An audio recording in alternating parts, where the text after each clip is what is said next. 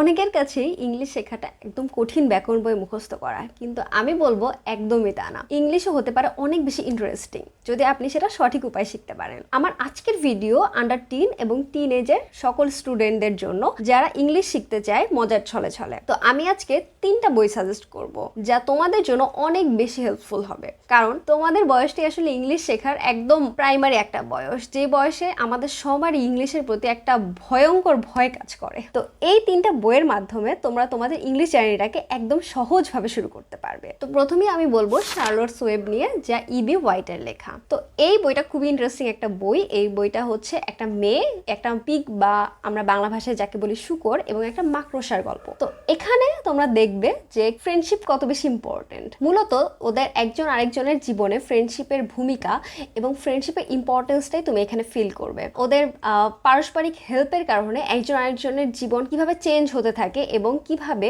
ওদের একজন আরেকজনের জীবন পর্যন্ত রক্ষা পায়, সেই জিনিসটাই তুমি এই বইটার মাধ্যমে দেখতে পারবে। তো হ্যাঁ, বইটা যেহেতু বাচ্চাদের জন্য, এই জন্য পুরোটাই আসলে ইমাজিনারি একটা গল্প, একটা মেয়ে, একটা শূকর এবং একটা মাকড়সার মধ্যে সীমাবদ্ধ। তো তোমার কাছে বইটা আসলে অনেক ভালো লাগবে, খুবই ইন্টারেস্টিং একটা বই। তুমি তোমার কল্পনার জগতে ডুবে যাবে এবং এই বইটা তোমাকে পরোপকারী হতেও অনেক বেশি হেল্প করবে। তার পাশাপাশি আছে তো ইংলিশ, সহজ ইংলিশ ভাষায় পুরো বইটা লেখা, কারণ এই বইটা যেহেতু বললাম যে ছোটদের জন্য উপযোগী, তাই কোনো ধরনের ক্রিটিক্যাল ওয়ার্ডস থাকবে না, তুমি সহজেই পড়তে পারবে। বিগিনারদের জন্য এই বই দিয়ে শুরু করাটা আমার কাছে মনে হয় খুবই ভালো হবে। সেকেন্ডে যে বইটা আছে সেটার নাম হচ্ছে দ্য সিক্রেট গার্ডেন। বইটা ফ্রান্সিস হগস্টন বার্নেটের লেখা। তো এই বইটা হচ্ছে মেইনলি একটা মেয়েকে নিয়ে।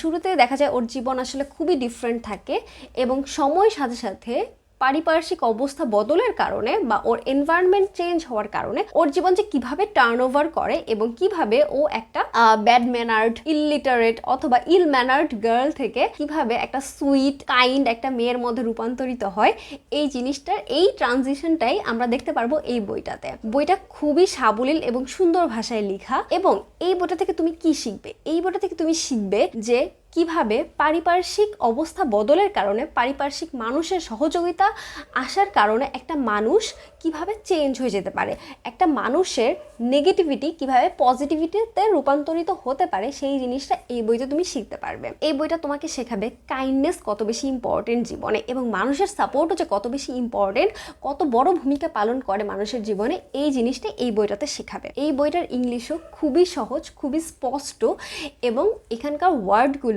বিগিনার লেভেলের জন্য খুবই ভালো। এই ওয়ার্ডগুলো আমরা সবাই দৈনন্দিন জীবনে ইউজ করে থাকি। তো তুমি যদি এই বই দিয়ে শুরু করো, এই বই পড়াটা তোমার জন্য হবে খুবই সহজ, তোমার খুব একটা কঠিন ফিল হবে না, এবং পাশাপাশি এর ওয়ার্ডগুলো তুমি তোমার জীবনে সবসময় ইউজ করতে পারবে। তো বিগিনার লেভেলের জন্য এইটা হচ্ছে সেকেন্ড বই। 3 নম্বরে এখন যে বইটার কথা বলবো সেটার নাম হচ্ছে মাতিলদা। এই বইটা লেখা হচ্ছে রোয়াল্ড ডালের। এই বইটার প্রধান ক্যারেক্টারই হচ্ছে একটা মেয়ে যার নাম হচ্ছে মাতিলদা। তো এই মেয়েটার হচ্ছে কিছু সুপার পাওয়ার্স থাকে। তো ওর সুপার পাওয়ার্স আবিষ্কার করে কিভাবে ওর লাইফের চ্যালেঞ্জেসগুলো দূর করে এবং ও নিজেকে পাশাপাশি অন্যকেও এই সুপার পাওয়ার ইউজ করার মাধ্যমে হেল্প করে, সেই জিনিসটাই তুমি শিখবে। ভালো মানুষকে হেল্প করা এবং দুষ্ট মানুষকে পানিশমেন্ট দেওয়া থেকে শুরু করে ওর যে অ্যাডভেঞ্চারগুলো ও করে ওর সুপার পাওয়ার দিয়ে, সেই সব কিছু পড়তে খুবই ইন্টারেস্টিং লাগবে। তো এই বইটাও একটা মাস্ট রিড হচ্ছে সব বিগিনারদের জন্য। প্লাস আমি বলবো যে বাচ্চাদের জন্য এবং টিনেজের সবার জন্য এই বইটা হবে অনেক ইন্টারেস্টিং, কারণ এই বয়সে এই ধরনের সুপার পাওয়ার, ম্যাজিক্স এগুলো পড়তে আমাদের কাছে খুবই ভালো লাগে, প্লাস এগুলো কল্পনা করতে আমাদের কাছে খুবই ভালো লাগে। আমরা এই বয়সটাতে আসলে নিজেদেরকে ওই জায়গাটাতে কল্পনা করতে খুব পছন্দ করি যে হ্যাঁ, যদি এমন হয় যে আমার কাছে একটা সুপার পাওয়ার আছে এবং সেটাকে আমি কিভাবে ইউজ করব। এই জন্যই বললাম যে এই বইটা তোমাদের বয়সের জন্য একদম উপযুক্ত একটা বই, তোমরা পড়ে খুবই বেশি ইন্টারেস্টিং ফিল করবে। তোমাদেরকে একটা জিনিস আমি অবশ্যই বলবো, শুধু ইংলিশ শেখা না, তার পাশাপাশি এই বইগুলোতে তোমাদেরকে ছোট ছোট যেই লেসনগুলো দিবে লাইফ সম্পর্কে, সেই লেসনগুলো অ্যাডপ্ট করতে চেষ্টা করবে।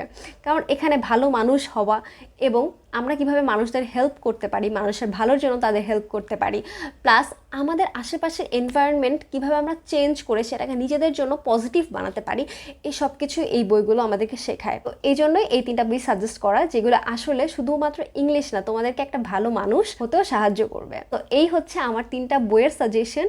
আমি আশা করব যে তোমরা সবাই এই 3টা বই অবশ্যই পড়বে, এবং আমাকে অবশ্যই কমেন্টে জানাবে যদি কেউ এই 3টা বই পড়ে থাকো, এবং যদি কারোর প্ল্যান থাকে কেনার, তাহলে অবশ্যই আমাকে জানাবে যে তোমাদের কাছে পড়ে কেমন লাগলো। Thank you so much for watching me.